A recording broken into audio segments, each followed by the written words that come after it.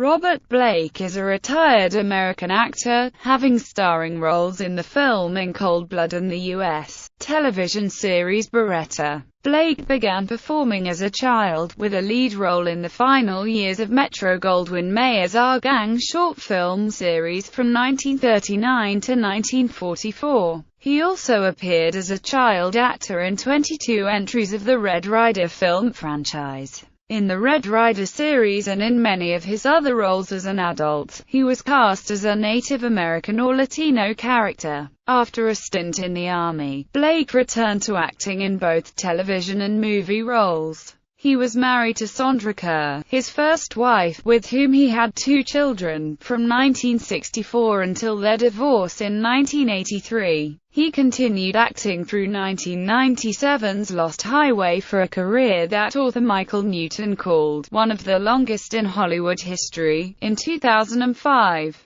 Blake was tried and acquitted of the 2001 murder of his second wife, Bonnie Lee Bakley. On November 18, 2005, he was found liable in a California civil court for her wrongful death. Early life. Blake was born Michael James Gubitosi in Nutley, New Jersey. His mother, Elizabeth Caffone, was married to Giacomo Gubitosi. In 1930, James worked as a die setter for a can manufacturer. Eventually, James and Elizabeth began a song and dance act. In 1936, the 3 children began performing, billed as the 3 Little Hillbillies. They moved to Los Angeles, California, in 1938, where their children began working as movie extras. Blake had an unhappy childhood and was allegedly abused by his alcoholic father. When he entered public school at age 10, he was bullied and had fights, which led to his expulsion. Blake states that he was physically and sexually abused by his parents while growing up and was frequently locked in a closet and forced to eat off the floor. His father committed suicide in 1956. At age 14, he ran away from home, leading to several more difficult years. Child actor, then known as Mickey Gubitosi, Blake began his acting career as Toto in the MGM movie Bridal Suite starring Annabella and Robert Young. Gubitosi then began appearing in MGM's Our Gang short subjects under his real name, replacing Eugene "Porky" Lee. He appeared in 40 of the shorts between 1939 and 1944, eventually becoming the series' final lead character. James and Giovanna Gubitosi also made appearances in the series as extras. In Our Gang, Gubitosi's character, Mickey, was often called upon to cry, for which he was criticized for being unconvincing. He was also criticized for being obnoxious and whiny. In 1942, he acquired the stage name Bobby Blake and his character in the series was renamed Mickey Blake. In 1944, MGM discontinued Our Gang, releasing the final short in the series Dancing Romeo. In 1995, Blake was honored by the Young Artist Foundation with its former Child Star Lifetime Achievement Award for his role in Our Gang. In 1942, Blake appeared as Tookie Stedman in Andy Hardy's Double Life. In 1944, Blake began playing a Native American boy, Little Beaver, in the Red Ryder Western series at the studios of Republic Pictures, appearing in 23 of the movies until 1947. He also had roles in one of Laurel and Hardy's later films The Big Noise, and the Warner Brothers movies Humoresque, playing John Garfield's character as a child, and The Treasure of the Sierra Madre, playing the Mexican boy who sells Humphrey Bogart a winning lottery ticket and gets a glass of water thrown in his face by Bogart in the process. In 1950, at age 17, Blake appeared as Mahmoud in The Black Rose and as Enrico, Naples' busboy in Black Hand.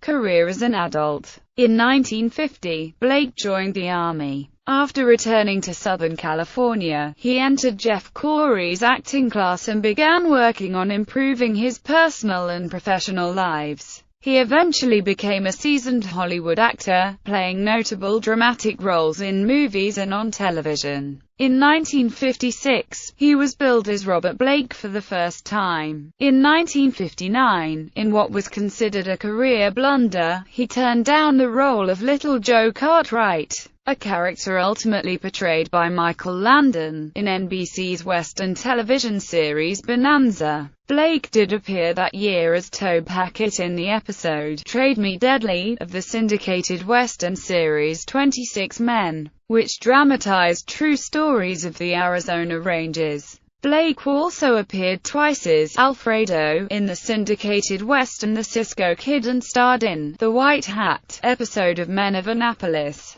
another syndicated series. Blake appeared in 3 distinctive guest lead roles in the CBS series Have Gun Will Travel. He also guest-starred on John Payne's NBC Western, The Restless Guns, Nick Adams' ABC Western, The Rebel, the NBC Western series, The Californians, the ABC adventure series, Straight Away, and the American Western television series Laramie that aired on NBC from 1959 to 1963. Blake performed in numerous motion pictures as an adult, including the starring role in The Purple Gang, a gangster movie, and featured roles in Pork Chop Hill in 1959 and, as one of the 4 U.S. soldiers participating in a gang rape in occupied Germany, In Town Without Pity in 1961. He was also in Ensign Pulver, The Greatest Story Ever Told and other films. At 33, Blake played Billy the Kid in the 1966 episode The Kid from Hell's Kitchen of the syndicated Western series Death Valley Days, hosted by Robert Taylor. In the storyline, the kid sets out to avenge the death of his friend John Tunstall, played by John Anderson. In 1967, he experienced a career breakout playing real-life murderer Perry Smith in Cold Blood, for whom he bore a chilling physical resemblance. Richard Brooks was Oscar-nominated for director, adapting Truman Capote's non-fiction book for the film. Blake played an Indian fugitive in Tell Them Willie Boy Is Here, a TV movie adaptation of Mice and Men, and a motorcycle highway patrolman in iconoclastic Electra Glide in Blue. He played a small-town stock car driver with ambitions to join the NASCAR circuit in Corky, which MGM produced in 1972. The film featured real NASCAR drivers, including Richard Petty and Cale Yarborough. Blake may be best known for his Emmy Award-winning role of Tony Barretta in the popular television series Barretta, playing an undercover police detective who specialized in disguises. The show's trademarks included Barretta's pet cockatoo, Fred, his signature phrases, notably, "That's the name of that tune," and "You can take that to the bank." After Barretta ended, NBC offered to produce several pilot episodes of a proposed series titled Joe Dancer, in which Blake would play the role of a hard-boiled private detective. In addition to starring, Blake also was credited as the executive producer and creator. 4 episodes aired to poor reviews in 1981 and 1983, and the series never ultimately sold. He continued to act through the 1980s and 1990s, mostly in television, in such roles as Jimmy Hoffa in the miniseries Blood Feud and as John List in the murder drama Judgment Day, The John List Story, which earned him a 3rd Emmy nomination. Blake starred in the 1985 television series Helltown, playing a priest working in a tough neighborhood, and he also had character parts in the theatrical movies Money Train and played the chilling and sinister mystery man in David Lynch's Lost Highway. Marriages and children.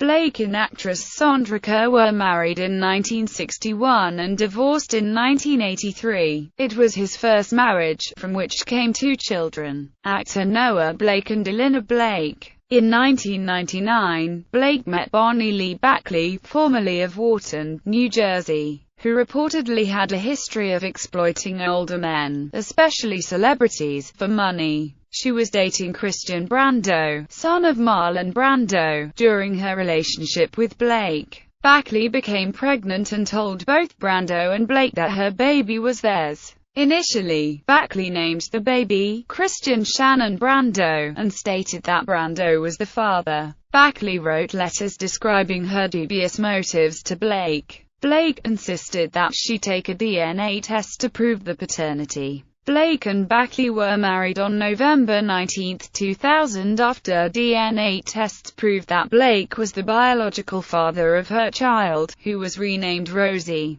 It was his second marriage and her 11th.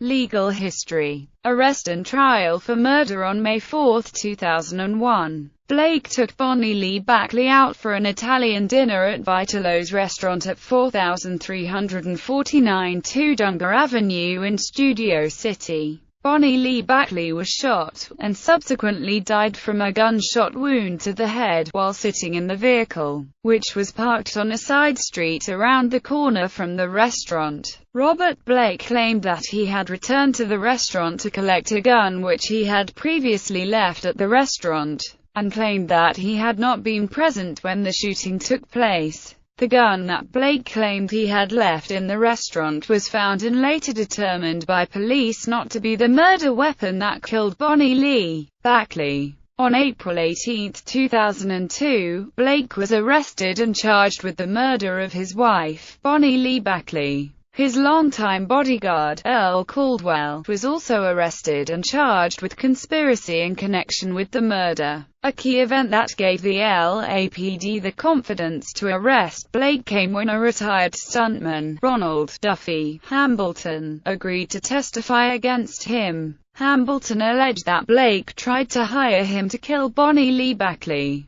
Another retired stuntman and an associate of Hambleton's, Gary McClarty, also came forward with a similar story. According to author Miles Corwin, Hambleton had agreed to testify against Blake, only after being told that he would be subject to a grand jury subpoena and a pending misdemeanor charge. Hambleton's motives for testifying were called into question by Blake's defense team during the trial. On April 22, 2002, Blake was charged with one count of murder, with special circumstances, an offense which carries a possible death penalty. He was also charged with 2 counts of solicitation of murder and 1 count of conspiracy to commit murder. Blake pleaded not guilty to all charges. Caldwell was charged with a single count of conspiracy to commit murder, and also pleaded not guilty. 3 days later, the Los Angeles District Attorney's Office announced that they would not seek the death penalty against Blake should he be convicted. However, prosecutors would seek a sentence of life in prison without the possibility of parole. After Blake posted $1 million bail, Caldwell was released, but a judge denied bail for Blake. On March 13, 2003, after almost a year in jail, Blake was granted bail, which was set at $1.5 million, and he was allowed to go free to await trial. Blake was placed on house arrest during this time. On October 31, in a major reversal for the prosecution, the judge dismissed the conspiracy charge against Blake and Caldwell during a pre-trial hearing. The junior prosecutor who handled the case, Shelley Samuels, was interviewed by CBS reporter Peter Van Sant for the CBS program 48 Hours Investigates. During the interview, broadcast in November 2003, she admitted that the prosecutors had no forensic evidence implicating Blake in the murder, that they could not tie him to the murder weapon, and that they did not have any witnesses and had virtually nothing in the way of hard evidence. Murder trial and acquittal. Blake's criminal trial for murder began on December 20, 2004, with opening statements by the prosecution and opening statements by the defense the following day. The prosecution contended that Blake intentionally murdered Backley to free himself from a loveless marriage, while the defense challenged all of the evidence, claiming that Blake was an innocent victim of circumstantial and fabricated evidence.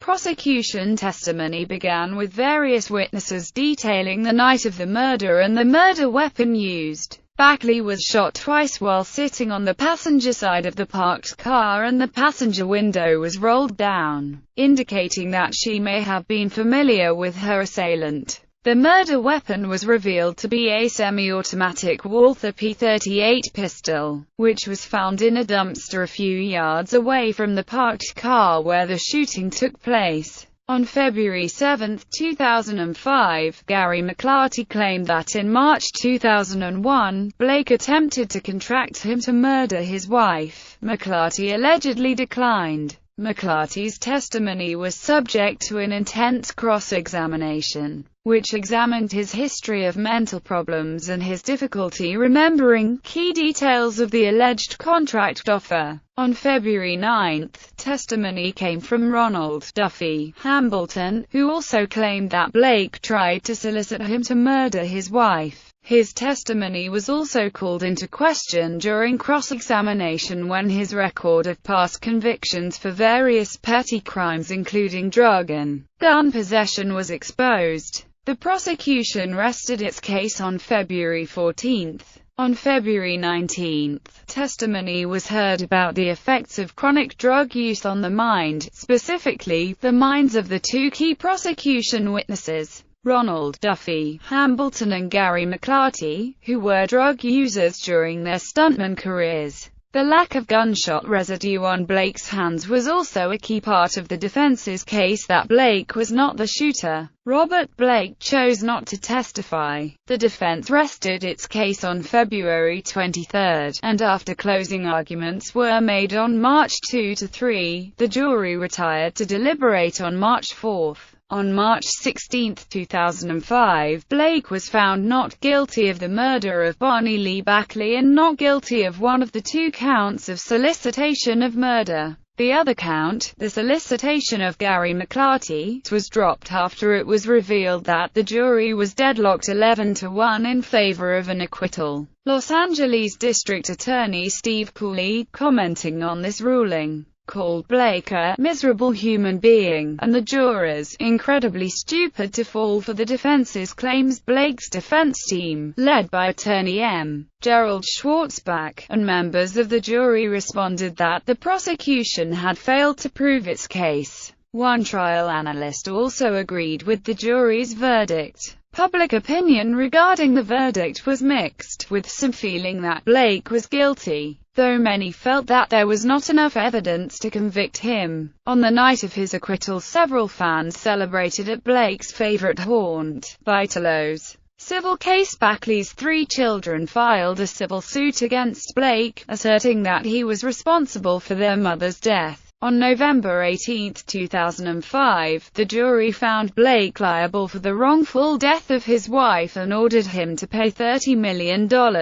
On February 3, 2006, Blake filed for bankruptcy, expressing disbelief that Blake was found liable by the jury in the civil trial. Schwartzbach vowed to appeal the jury verdict. Civil trial verdict appeal. According to the Associated Press, Schwartzbach filed the appeal brief on February 28, 2007. Feeblecorn testified that associates of Christian Brando may have been responsible for the murder of Backley. A defense theory of who may have been involved in the conspiracy to kill Backley was laid out in a defense motion filed during the criminal trial proceedings. Verdict upheld on April 26, 2008. An appeals court upheld the civil case verdict, but cut Blake's penalty assessment in half to $15 million. Blake's attorneys had protested that jurors improperly discussed the Michael Jackson and O.J. Simpson verdicts during deliberations of his case, but the appeals judge ruled that such discussions were not improper. Retirement. In 2010, Taxley and Blake has maintained a low profile since his acquittal and his filing for bankruptcy, with debts of $3 million for unpaid legal fees and state and federal taxes after the criminal and civil trials. Having retired from acting years before the murder of Bonnie Lee Backley, and due to his legal issues, Blake has said that he might return to acting someday in order to help himself financially. On April 9, 2010, the state of California filed a tax lien against Blake for $1,110,878 with the Los Angeles County Recorder of Deeds for unpaid back taxes. In December 2011, Blake appeared on Taylor Smiley On July 16, 2012, Blake was interviewed on Piers Morgan Tonight. During the interview, Blake was asked by Morgan about the night of the murder of Blake's wife Bonnie. The line of questioning quickly led to Blake becoming defensive and angry. Blake said he resented Morgan's questioning and felt he was being interrogated. Morgan disagreed with Blake's assessment of the questioning, saying that he was only asking questions which he felt people were eager to have answered. Blake told interviewers and wrote in his autobiography that he hoped he would be offered one more great acting role before he died. Lost Highway remains Blake's last acting role to date.